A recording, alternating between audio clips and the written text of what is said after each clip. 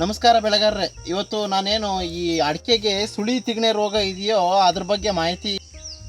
ನಮಗೆ ಒಟ್ಟು ಈ ಗಿಡ ನಾಟಿ ಮಾಡಿ ಒಟ್ಟು 12 ವರ್ಷ ತನಕ ಏನು ಗಿಡಕ್ಕೆ ಸುಳಿ ತಿಗಣೆ ರೋಗ ಅಟ್ಯಾಕ್ ಆಗೋ ಚಾನ್ಸಸ್ ಇರುತ್ತೆ.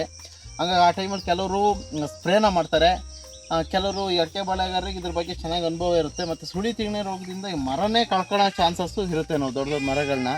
ಹಾಗಾಗಿ ನೋಡಿ, ಇದರಲ್ಲಿ ಸಿಂಪ್ಟಮ್ಸ್ ತೋರಿಸ್ತೀನಿ ಸುಳಿ ತಿಗಣೆ ಯಾವ ಥರ ಇರುತ್ತೆ ಅಂತ. ನೋಡಿ, ಈ ಥರ ಚೆನ್ನಾಗಿರೋ ಗಿಡನೇ ಇದು. ನೋಡಿ, ಇದೆಲ್ಲ ನೋಡಿ, ಇಲ್ಲೆಲ್ಲ ಕಂದು ಎಲೆ ಎಲ್ಲ ಆಗಿದೆ ನೋಡಿ. ಇದೆಲ್ಲ ಸುಳಿ ಆ ತಿಗಣೆ ತಿಂದಿರೋದು. ಇದನ್ನ ಆ ಚಿಕನ್ನಲ್ಲಿ ಅದು ಯಾವ ಥರ ಇರುತ್ತೆ ನೋಡಿ. ಇಲ್ಲಿ ನೋಡಿ, ಆ ಸುದಿಲಿ ಗೊಣ್ಣೆ ಹುಳ,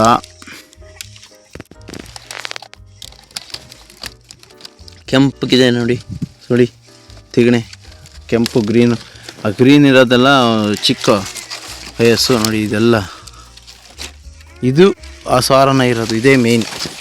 ಇದನ್ನು ಯಾವ ಥರ ನಿವಾರಣೆ ಮಾಡ್ಬೋದು ಅಂದರೆ ನೋಡಿ, ಸಿಂಪಲ್ಲಾಗಿ ನಾನು ಈಗ ಕುತ್ಕೊಂಡಿದ್ದೀನಿ ಅಷ್ಟೇ. ದೊಡ್ಡ ಮರಕ್ಕೆ ಹಾಕಬೇಕಾದಾಗ ಹಿಂಸೆ ಆಗುತ್ತೆ ಅಂತ ಇದೇನಿಲ್ಲ, ಮಾಮೂಲಿ ಬಾಟ್ಲಿ ಮುಚ್ಚೋಳಕ್ಕೆ ತೂತ ಮಾಡ್ಕೊಂಡಿದ್ದೀವಿ.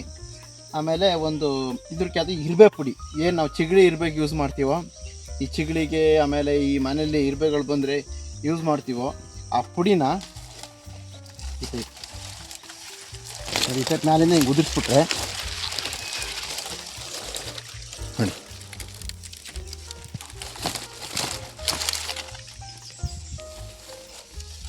ಗೊಣ್ಣೆ ಹುಳ ಅದು ಎಲ್ಲ ಸತ್ತೋಗ್ಬಿಡುತ್ತೆ. ಆಮೇಲೆ ಬಹುಮುಖ್ಯವಾಗಿ ನೀವು ಅನ್ಬೋದು, ಈ ದೊಡ್ಡ ಗಿಡಗಳಿಗೆ ಹೆಂಗೆ ಮಾಡ್ತೀರಿ, ಚಿಕ್ಕ ಗಿಡಗಳಿಗೇನ ಹಿಂಗೆ ಕೈಲಿ ಉದುರಿಸ್ಬೋದು. ಸ್ವಲ್ಪ ದೊಡ್ಡವಿದ್ದವು ನೋಡಿ. ಈ ಥರ ಮರ ಇದು ನೋಡಿ, ಈ ಸಿಂಪ್ಟಮ್ಸು ನೋಡಿ. ಇದೆಲ್ಲ ನೋಡಿ ಸುಳಿ ತಿಗಣೆ, ಇದು ಸುಳಿ ತಿಂದಿರೋದು. ಅಬ್ಸರ್ವ್ ಮಾಡ್ತಾ ಇರ್ಬೇಕು ಬೆಳೆಗಾರರು. ನಾವು ಸ್ವಲ್ಪ ನೆಗ್ಲಿಜೆಂಟಿ ಮಾಡೋತೀವಿ ನೋಡಿ, ಯಾವ ಥರ ತಿಂದಾಕಿದ ಸುಳಿನ. ಅದು ಸುಳಿ ಮೇಲೆ ಬಂದು ಗರಿ ಹೊಡಿಯೋ ತನಕ ನಮಗೆ ಗೊತ್ತಾಗಲ್ಲ.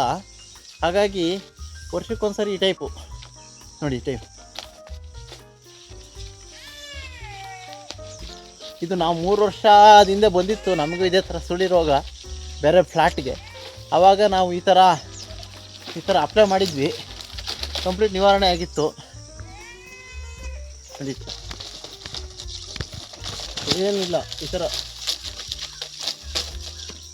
ಅದೇನೋ ಇರ್ಬ ಪುಡಿ ನಿಮಗೆ 100 ರೂಪಾಯಿ ಚಿಲ್ಲರೆಲ್ಲ ಸಿಕ್ಬಿಡುತ್ತೆ, ತಂದು ಇಟ್ಕೊಳ್ಳೋದು. ಸ್ವಲ್ಪ ಅದೇನು ನೀವು ಜಾಸ್ತಿ ಹಾಕಿದ್ರು ಏನು ಸಮಸ್ಯೆ ಇಲ್ಲ. ವರ್ಷಕ್ಕೊಂದ್ಸತಿ ಹಾಕೋದ್ರಿಂದ ಆ ಸುಳಿಲಿರೋ ಗೊಣ್ಣೆ ಹುಳ